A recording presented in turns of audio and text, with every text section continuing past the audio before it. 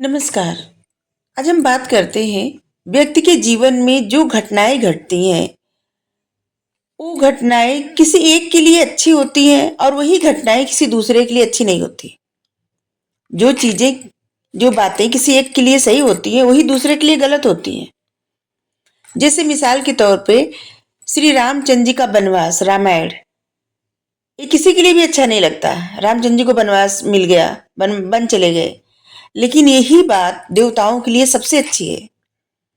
क्योंकि अगर राम वनवास नहीं जाते तो फिर कैसे एक जैसे ना वो तैयार किया जाता रावण को मारने के लिए, रावण की पराजय के लिए एक मंच तैयार किया गया है राम का वनवास। और जिससे रावण के क्रोध से, रावण के अहंकार से, रावण के राक्षसी स्वभाव से, कितना भी ज्ञानी विद्वान रावण था लेकिन उसके 10 सिर थे। 10 सिर मतलब सच में 10 सिर नहीं होता। उसके सिर में क्या था? अहंकार, ईर्ष्या, लोभ, लालच, ऐसी चीजें जो उसके साथ चल रही थी। और ऐसे ज्ञान का कोई मतलब ही नहीं, जो कुछ छोड़ ही ना पाए,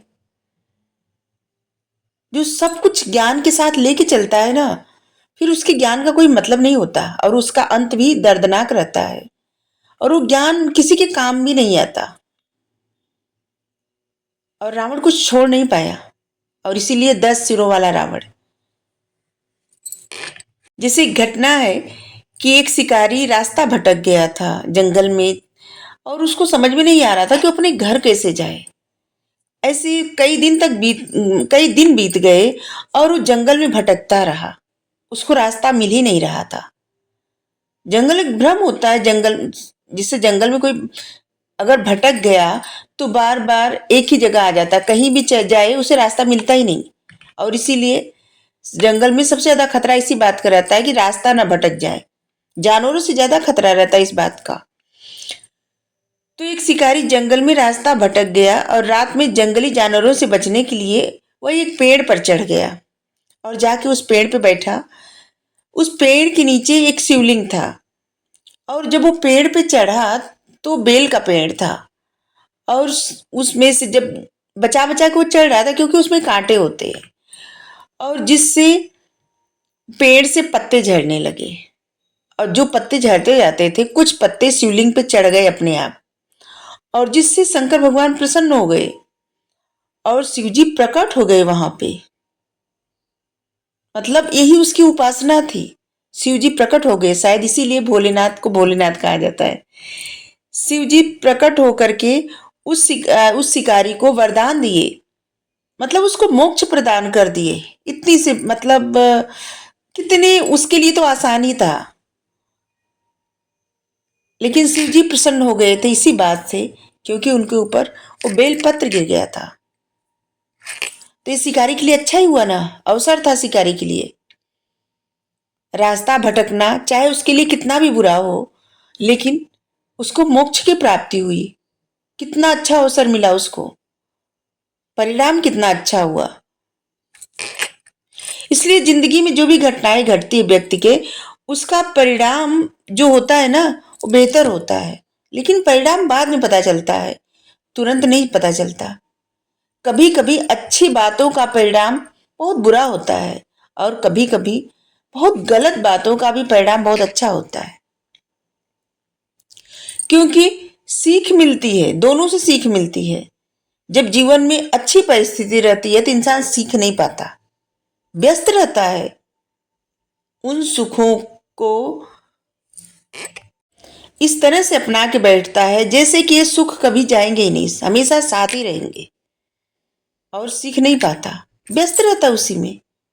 लेकिन जब दुख आते हैं तब व्यक्ति सोचता है, परिस्थितियों से सोचने पे मजबूर करती हैं, और सोचता है।